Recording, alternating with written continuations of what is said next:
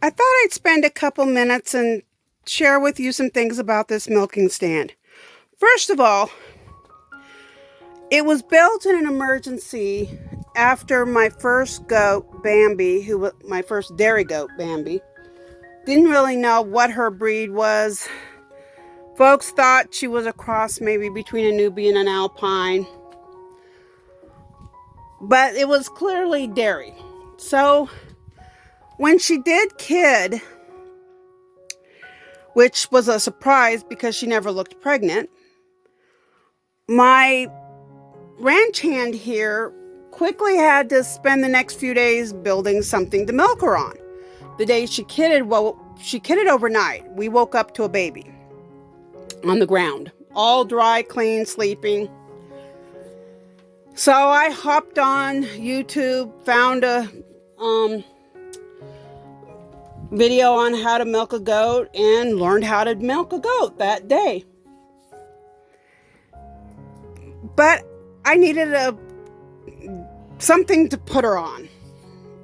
And so my ranch hand looked up on the internet, found some instructions, and came up with this. So, he had to do it pretty quickly. Well, it does the job, but there's definitely some negatives about this milking stand. Sorry. First of all, see how wide it is? It's way too wide.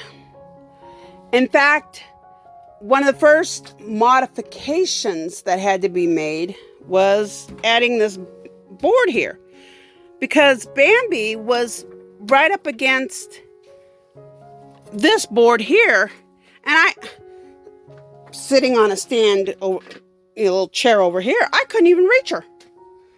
I was having issues. And so this was placed here to push her over a little bit, which helped, but it was still a far reach. And honestly, today, I don't even use this. I just sit on this bench. But then when I have a bigger doe, I often don't have much room. So that is one of the little folding stepping stools. I've used that. I've used other stools and sat next to it, which sometimes I can reach the goat, sometimes I can't. I'm either too far away or too close, or, it's just, the issues aren't right. It's like if I sit outside, I'm too far away, but if I sit on this stand here, I'm too close. So often I milk from the back of the goat. But if you're going to build a milking stand yourself, make it thinner. You don't want it this wide. That's the first major problem with this.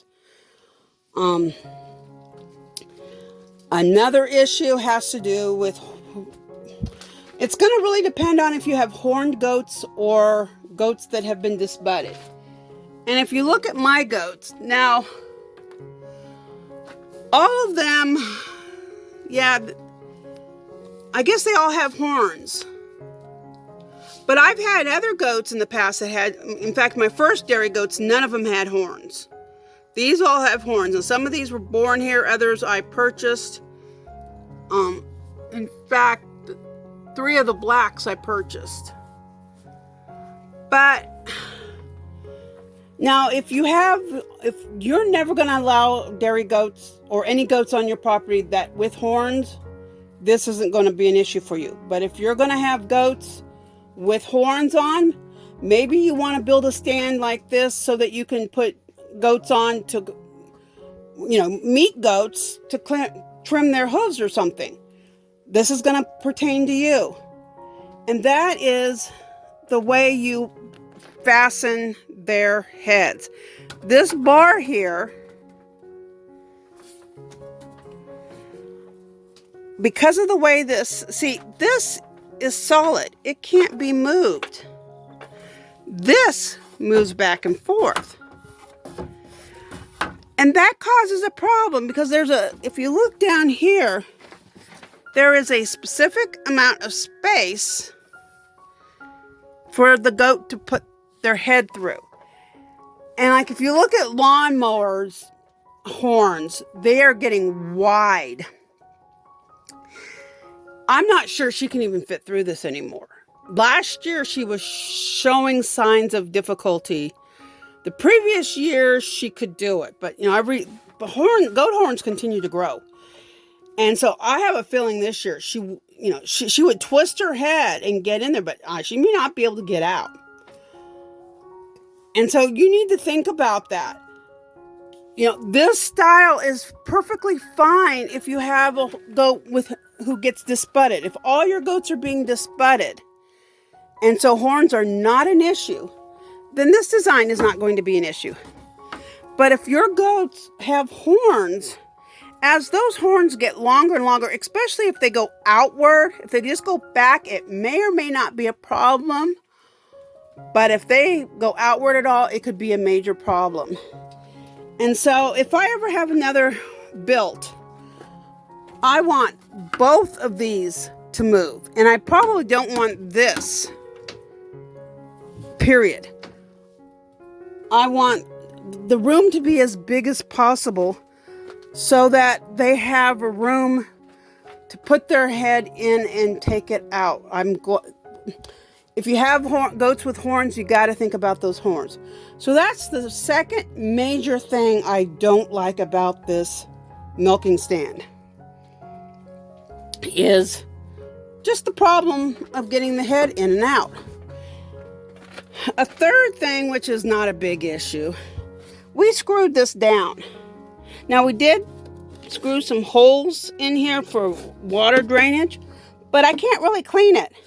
See, all these other ones, and we got these at Tractor Supply, they hook up, they're easy to move. I can dump them out. I can take them over to a faucet if I need to and, hose them down, rinse them, clean them. This one is just stuck. So that's something you might want to think about. I think we screwed this in because the goats it was getting knocked out or something. I can't remember now.